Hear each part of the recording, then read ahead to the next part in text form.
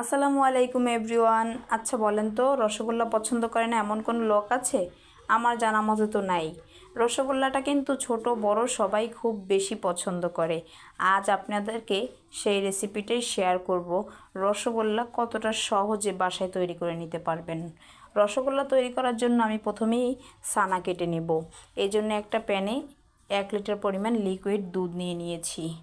দুধটাকে আমি কিছুক্ষণ জাল করব, অপেক্ষা করব যতক্ষণ না পর্যন্ত একটা বলক আসে, ততক্ষণ পর্যন্ত জাল করব। এখানে দুধটাকে চুলার উপর রেখে আমি এখানে ভিনেগার আর পানি মিক্স করে নিয়ে নিচ্ছি ছানাটা কাটার জন্য। ভিনেগারের বদলে আপনারা কিন্তু লেবুর রসও দিতে পারেন, এতে করে কিন্তু ভালো একটা ছানা কেটে যাবে। এই পর্যায়ে কিন্তু দুধে বলক চলে এসেছে।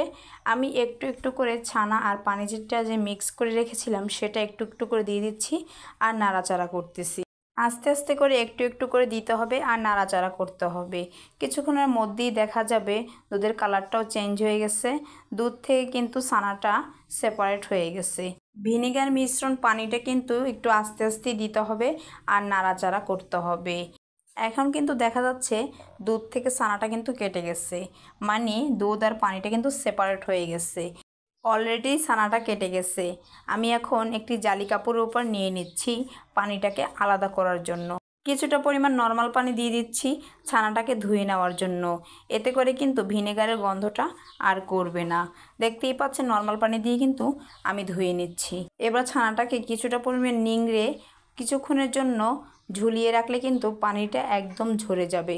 খুব বেশি নিংড়ানোর দরকার নেই, এমনিতেই কিন্তু ঝুলিয়ে রাখলে পানিটা ঝরে যাবে। এই পর্যায়ে কিন্তু আমি কিছুক্ষণের জন্য ঝুলিয়ে রেখে দিলাম। এবারে আমি মিষ্টিটা তৈরি করার জন্য শিরা তৈরি করে নেব। তাই আমি এখানে একটা প্যানে 5 কাপ পরিমাণ পানি দিয়ে দিয়েছি 1 কাপ পরিমাণ চিনি। এরপর এটাকে ভালো করে নাড়াচাড়া করে বলক আসা পর্যন্ত অপেক্ষা করতে হবে। চুলোর আঁচটাকে মিডিয়াম করে রেখে অপেক্ষা করতে হবে বলক আসা পর্যন্ত। আর এটা কিন্তু খুব ঘন করা যাবে না, এই শিরাটা কিন্তু একদম পাতলাই হবে, তাই খুব বেশি জাল করারও প্রয়োজন নাই।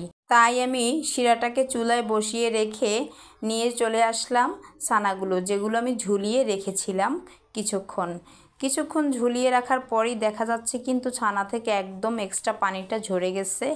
ছানাটা কিন্তু একদম শুকনো শুকনো হয়ে গেছে। এরপর একটু হাত দিয়ে মথে মথে আমি এগুলোকে আলগা করে নিব। হাত দিয়ে জাস্ট এভাবেই মথে মথে নিতে হবে, এতে করে কিন্তু মিষ্টিটা তৈরি করতে খুব বেশি ভালো হবে। দেখতেই পাচ্ছেন হাত দিয়ে আমি কীরকম করে মথে মথে নিচ্ছি। এই পর্যায়ে কিন্তু ছানাটা মথে নেওয়া হয়ে গেছে। এখন আমি মিষ্টিটা তৈরি করে নেব। আপনারা আপনাদের পছন্দ অনুযায়ী ছোট হোক বড় হোক তৈরি করে নেবেন। আমি কিন্তু একটু বড় করেই নিয়েছি। এই মিষ্টিটা একটু বড় করে তৈরি করলে আমার কাছে খুব বেশি ভালো লাগে, তাই আমি একটু বড় করে নিয়েছি। আপনারা চাইলে ছোটও করে নিতে পারেন। এরকম করে করে প্রত্যেকটা মিষ্টি আমি তৈরি করে নিচ্ছি। 2 হাতে তালুর উপর রেখে এরকম করে গোল শেপ আমি দিয়ে নিচ্ছি। আপনাদেরকে একটু দেখিয়ে দিচ্ছি মিষ্টিগুলো কতটা সুন্দর হয়েছে, কতটা গোলও হয়েছে। অনেকটা সুন্দর হয়েছে তাই না? এরকম করে আমার সবগুলো মিষ্টি তৈরি করা হয়ে গেছে। চুলোতে যে আমি শিরাটা বসিয়ে রেখেছিলাম, চলে আসলাম সেই শিরার কাছে মিষ্টিগুলোকে রান্না করার জন্য। আমি এ পর্যায়ে কিন্তু সেই শিরার ভিতরে মিষ্টিগুলো দিয়ে দিচ্ছি।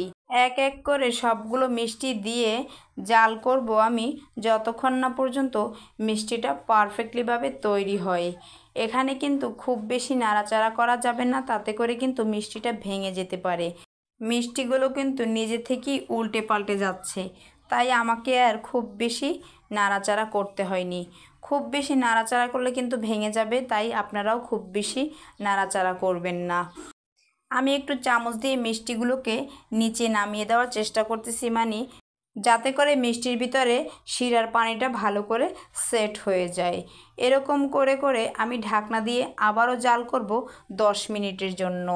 10 মিনিট পরে আবারও ঢাকনা তুলে জাল করে নেব 5 মিনিটের জন্য। এ পর্যায়ে কিন্তু মিষ্টিটা আমার পারফেক্টলিভাবে তৈরি হয়ে গেছে। দেখতেই পাচ্ছেন কতটা লোভনীয় এবং কতটা সুন্দর হয়েছে। এই মিষ্টিটা বানানো যে এত সহজ, বাসায় একবার তৈরি না করলে বুঝতেই পারবেন না। ব্যাস আর কিছুই করতে হবে না, এখন জাস্ট নামিয়ে নিয়ে ঠান্ডা করে পরিবেশনের পালা। এই মিষ্টিটা সম্পর্কে বিস্তারিত বলার আর কিছুই নেই। অবশ্যই ভালো লাগলে বাসায় একবার ট্রাই করবেন। তাহলে আজ এ পর্যন্তই। সবাই ভালো থাকবেন, সুস্থ থাকবেন। আল্লাহ হাফেজ।